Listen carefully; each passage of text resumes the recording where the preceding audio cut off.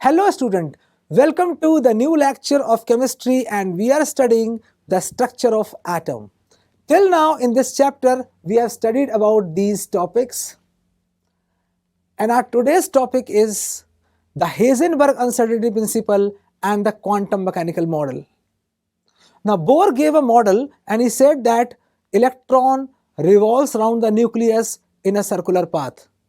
But Heisenberg said, no, when the light will fall on the electron will be displaced from its position. And there is very difficult to find out the position and the momentum of the electron simultaneously. So we will discuss about the Heisenberg uncertainty principle and quantum mechanical model. Heisenberg's uncertainty principle. Now in 1927, Heisenberg gave a principle. He said that it is impossible to measure simultaneously the both position and the velocity of the microscopic particle with certainty. Now what does it mean? It means that if we have the subatomic particle, we are not able to measure its velocity and its position precisely or with certainty simultaneously. Now what he want to say that we will discuss it later on. First of all, we should know that what mathematical expression he gave to us. The mathematical expression is the uncertainty in the position, that is delta x. Delta p is uncertainty in the momentum. So the product of the uncertainty in the position and in the uncertainty in the momentum should be always greater than equal to h upon 4 pi. I know that everything is bookish, but don't worry, I will explain you everything with some experimental facts, right? So delta x into delta p should be greater than equal to h upon 4 pi. We can say that delta x into m is the mass of that subatomic particle. So delta x is, now it is error in which we are finding the position. If we are finding the position, we are getting some error into mass into again error in the velocity. It means that whenever we are finding the position of the electron or the velocity of the electron, we are getting some error. Why we are getting some error? I'll explain you. It should be greater than equal to h upon 4 pi. Delta x is uncertainty in the position, delta p is uncertainty in the momentum, delta v is uncertainty in the velocity, and h is the Planck's constant, m is the mass of the particle. Now, the minimum product of delta x and delta p. Now, as you can see here, we have delta x multiplied by uncertainty in the momentum, that is greater than equal to h upon 4 pi. If delta x is minimum or the error is minimum, error in the position is minimum and error in the momentum is also minimum, in that case delta x into m into delta v, it is equal to h upon 4 pi. Now m is the mass of the particle, which is constant, h is Planck's constant, pi is constant, 4 is constant. We can say that error in the position is inversely proportional to error in the velocity, right? So error in the position cannot be 0. Why?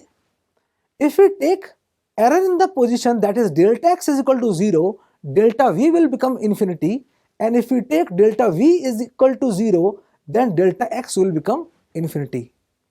What does it mean? It means that if delta x is equal to 0, delta v is infinity, and if we are finding the velocity of that particle, what we will say that velocity is equal to v plus minus delta v. And what is delta v? Delta v is error in the finding out the velocity. Now If we are finding the position accurately, we know the accurate position, means that uncertainty in the position is 0. That means delta x is 0, but in that case delta v will become infinite, and what I will tell you, the velocity is equal to v, that is the value of the velocity, and the error is plus minus infinity, which is impossible. We can't say that error is infinite, right? Now, why are we getting error in the position as well as error in the velocity? Let us discuss with the help of diagram. Now, in this diagram we can see that this is the path of the electron. According to Bohr, electron moves in the circular path. So this path should be like this, and electron is moving in its path. This is microscope. Now, why I am visible to you? Because the visible light is coming to me and reflecting in and going into your eyes, and that's why I am visible to you, and all other objects are visible to you. And if you want to see the electron, the light should strike that electron and come to us. So this is incident photon. This photon will come, it will strike the electron, and it will move towards the microscope, and we will able to see the electron. But electron is very small, and light is a form of energy. So if it is a form of energy, it can change its path. Therefore, the intended path was this path, but the new path is this one. So if path is changing, the direction is changing. If the direction is changing, the velocity is changing. Why? Velocity is a vector quantity. That's why if the path is changing, velocity will change. Let's understand better. Now, if we take a wave which is having very small wavelength, now we know that if the wavelength is small, the energy will be very high. If energy is very high, it will strike the electron from this position and the velocity will change. Now we can locate the electron here, but after this, where the electron will go, in which direction, we don't know. That's why if the direction is changing, the value of delta v, the value of error in the velocity or uncertainty in the velocity will be very, very high.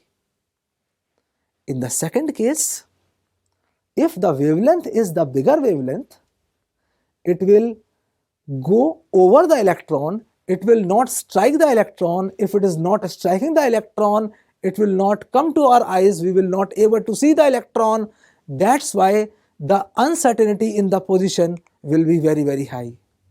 It means that it is not all about the instruments. It's not that we don't have the instruments to find out the velocity of the electron or the position of the electron.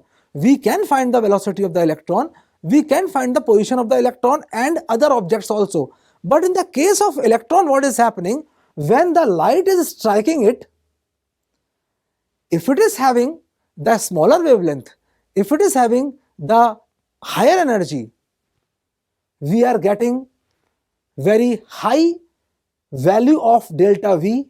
But if it is having the lower energy, we are getting very high value of delta x, right?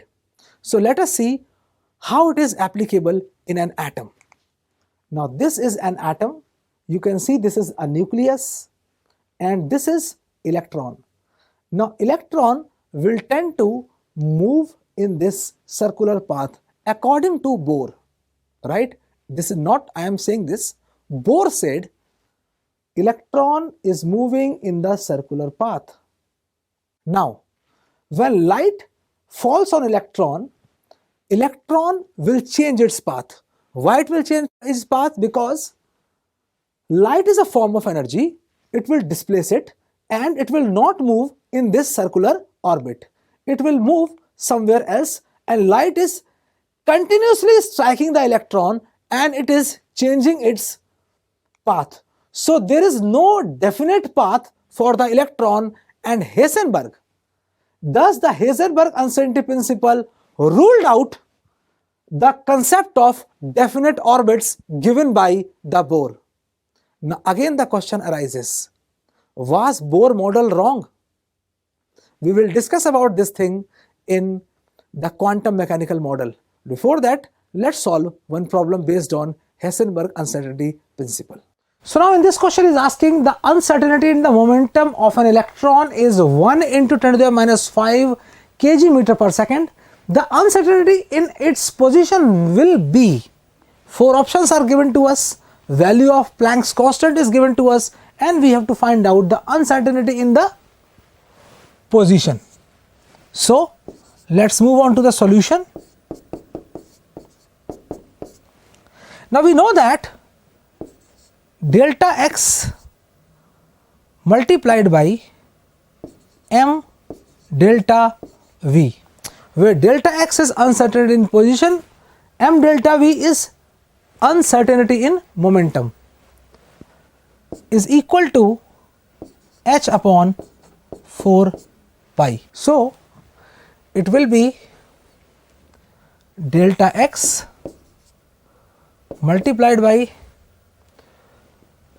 10 to the minus 5, that is equal to, value of h is given to us, that is 6.62 into 10 to the power minus 34 upon 4 into 3.14, right? And we have to find out the delta x. The value of delta x will be, after calculation,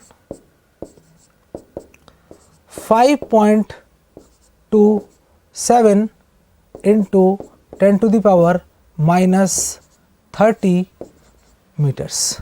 So first will be our correct answer.